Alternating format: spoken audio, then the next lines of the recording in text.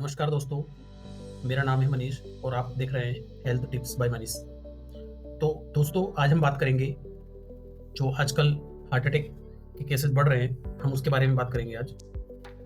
क्योंकि कई नौजवानों को आजकल हार्ट अटैक की समस्या हो रही है और दिन ब दिन हार्ट अटैक की वजह से कई लोगों की मौत हो रही है। तो ये एक बहुत ही महत्वपूर्ण टॉपिक है और मैं चाहता हूँ कि आप इसे ध्यान और समझें कि लॉजिकली हमारी बॉडी कैसे वर्क करती है।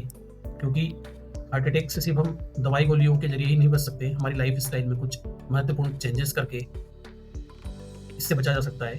और हमें पता होना चाहिए कि हम क्या खा रहे हैं और क्या हमारे शरीर के लिए ज़रूरी है, और हम जो भी खा रहे हैं वो हमारे शरीर में कैसे डाइजेस्ट होता है, कैसे पूरी प्रक्रिया चलती है, उसके पीछे क्या कारण है। तो दोस्तों, ऐसा है कि हमारे हार्ट अटैक कब आता है? जब हमारी बॉडी में कोलेस्ट्रॉल की मात्रा बढ़ जाती है, ये सबको पता है। लेकिन कोलेस्ट्रॉल का बढ़ना, अगर मैं आपसे बोलूं कि आप अपनी डाइट में सोल्यूबल फाइबर नहीं खा रहे हैं या कम मात्रा में ले रहे हैं, उसकी वजह से आपको हार्ट अटैक की समस्या का सामना करना पड़ रहा है, तो आप क्या कहेंगे?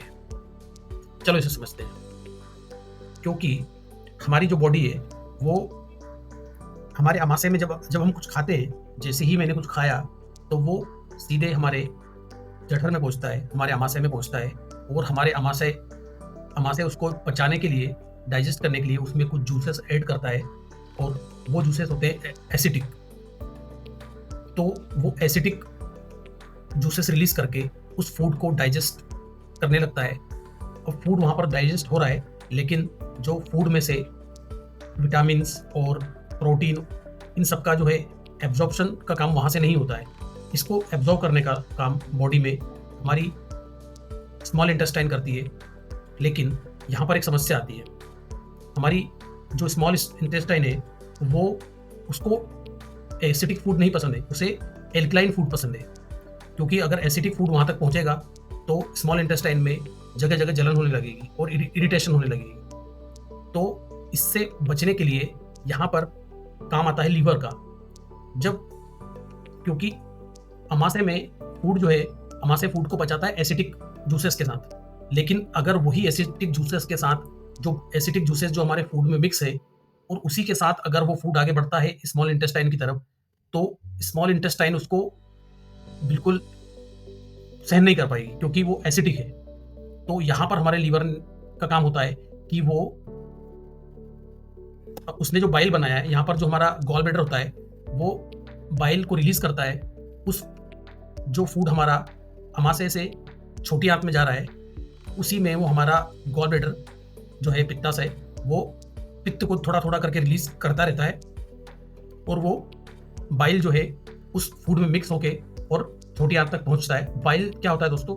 बाइल जो होता है वो हमारे फूड, वो बहुत ही ज़्यादा एल्कलाइन होता है, और हमारे फूड को वो अम्लीय से क्षारीय में बदल देता है। और क्षारीय फूड हमारी स्मॉल इंटेस्टाइन के लिए बहुत ही अच्छा होता है, वो उसे वही पसंद है।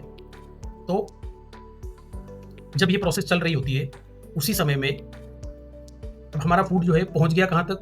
छोटी आंत तक। छोटी आंत में पहुंच गया।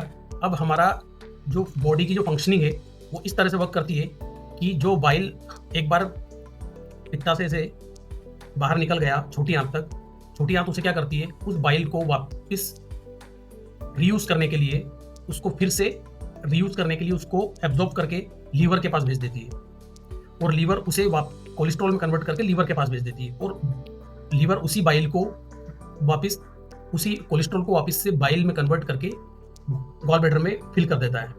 ये प्रोसेस हमारी चलती है। अब इससे ये हुआ कि जब आपने खाना खाया, आपने उसमें भी कोलेस्ट्रॉल लिया, उसमें भी कोलेस्ट्रॉल की मात्रा थी, लेकिन वो जो कोलेस्ट्रॉल की मात्रा थी, बॉडी क्या करती है? बॉडी को एक जो बाइल के रूप में कोलेस्ट्रॉल मिला, क्योंकि बाइल जो बनता है वो कोलेस्ट्रॉल से ही बनता है। तो जब हमारी छोटी आंत में बाइल पहुंचा, तो छोटी आंत ने उस बाइल को कोलेस्ट्रॉल में कन्वर्ट कर और उसे ब्लड वेसल्स में भेज के, ब्लड वेसल्स के जरिए वो लीवर तक पहुंचता है, तो उसे ब्लड वेसल्स में तक पहुंचा दिया।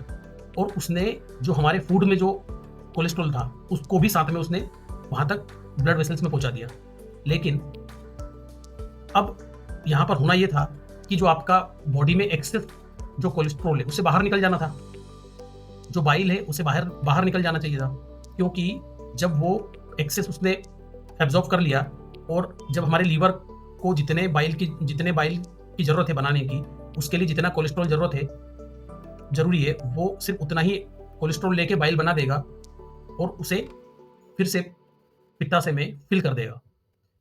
अब वो बाइल पित्ताशय से छोटी आंत में जा रहा है, छोटी आंत से फिर से लीवर के पास आ रहा है और लीवर से फिर पित्ताशय में जा रहा है। तो यही वो सेम बाइल जो है हमारा यूज हो रहा है, सेम ही कोलेस्ट्रॉल को हम प्रोसेस करके बार बार यूज कर रहे हैं। लेकिन जो हम फूड में कोलेस्ट्रॉल एक्स्ट्रा ले रहे हैं, वो कोलेस्ट्रॉल जो है ब्लड वेसल्स में ही छूट जाता है, क्योंकि उसका नंबर ही नहीं आ पा रहा है उस कोलेस्ट्रॉल का यूज होने के लिए। तो अब यहाँ पर एक समस्या आती है कि वो कोलेस्ट्रॉल का क्या होगा।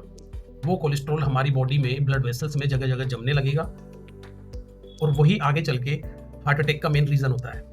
तो अब इससे बचने के लिए क्या करें? इससे बचने का एक उपाय है, हम अपने खाने में थोड़ा थोड़ा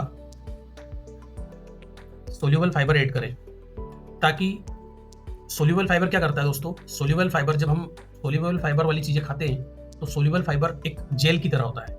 वो क्या करता है, उस जो हमारे छोटी आंत में बाइल है, उस बाइल को वो जेल अपने से चिपका लेता है। उसके जो मॉलिक्यूल्स होते हैं वो उसको चिपकाए रखते हैं बाइल को, और वो साथ में ही उसको नीचे की तरफ लेके जाते हैं, उसको आगे की तरफ बढ़ाते रहते हैं, उसको एब्जॉर्ब नहीं करने देते हैं। और वो ऐसे छोटी आंत से ट्रेवल करके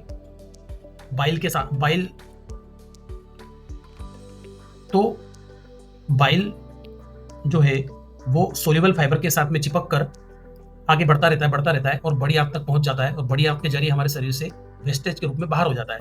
अब हमने क्या किया, यहाँ पर हमने जो बॉडी में पहले बना था, उस बाइल को रीयूज होने से बचाया। वो बाइल हमारा बाहर हो गया बॉडी से।